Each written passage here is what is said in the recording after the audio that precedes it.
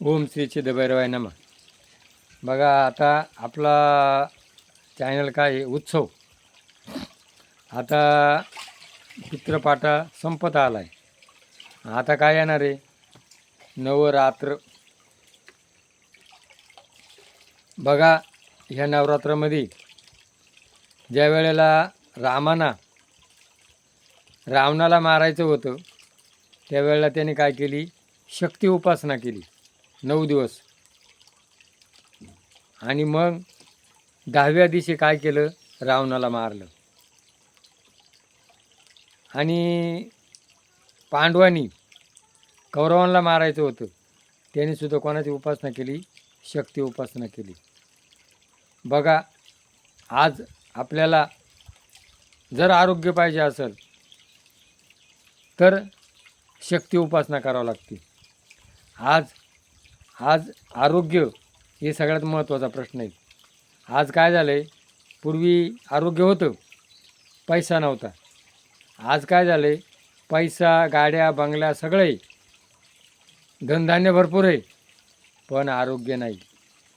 काय म्हणून शक्ती उपासना ही सगळ्यात महत्त्वाची. आणि मग या देवीचे 9 दिवस 9 प्रकारे अलंकार, कपडा बदलला जातो.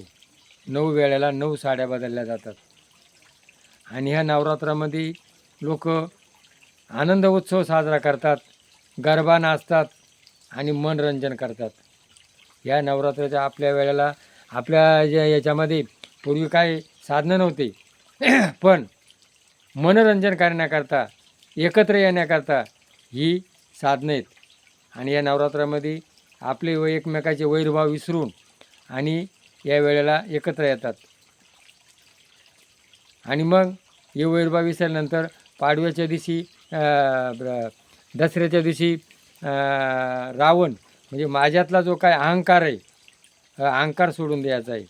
आणि मग माझ्यातला रावण ज्या वेळेला मरल, यावेळेला माझ्यातलं जे काय वैर असेल, मग मी काय करतो, दुसऱ्याकडे जातो आणि शम्मीचे झाडे त्याला हात लावतात.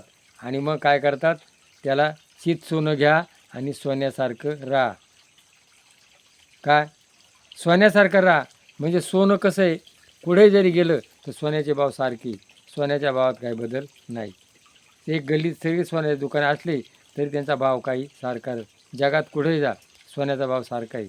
सोनं म्हणजे हे काही पवित्र मानलं जातं, तसं माणसानं सोन्यासारखं पवित्र राहा. मी माणूस आहे आणि माणूस म्हणून जगा.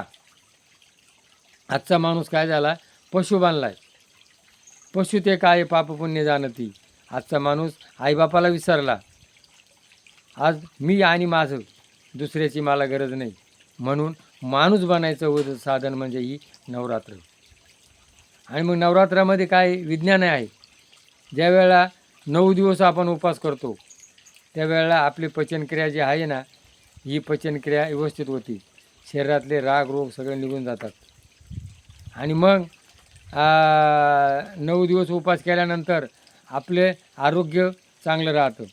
आणि दुसरं, ज्या वेळेला आपण शम्मीच्या झाडाला हात लावतो ना, त्याच्या अंगातलं पित्तविकार, पित्तपापडी म्हणतात, पित्तविकार नाहीसे होतात. म्हणजे आपल्या पूर्वजांनी आपल्याकरता ज्ञान आणि विज्ञान या दोघांची सांगड घालून दिलेले आहे. असा हा दसरा आहे. तर आपल्यातला रावण घाला, शक्ती उपासना करा, एकत्र या, शक्तीची जोपासना करा आणि स्त्रीचा सन्मान करा. काय ज्या घरात स्त्रीचा सन्मान आहे तिथं लक्ष्मी येते. आज स्त्रियामुळं अन्याय होऊ राहिला आहे. आणि स्त्रीनासुद्धा मी देवी, मी कुणी शक्ती, मग माझी शक्ती मी कसं वागेन हे स्त्रीनासुद्धा आताच्या मुलींनी भान ठेवा आणि देवीसारखेच राहा. आणि आपल्या काहीतरी आपलं नाव निघल असं वागा. म्हणून जय भैरवनाथ.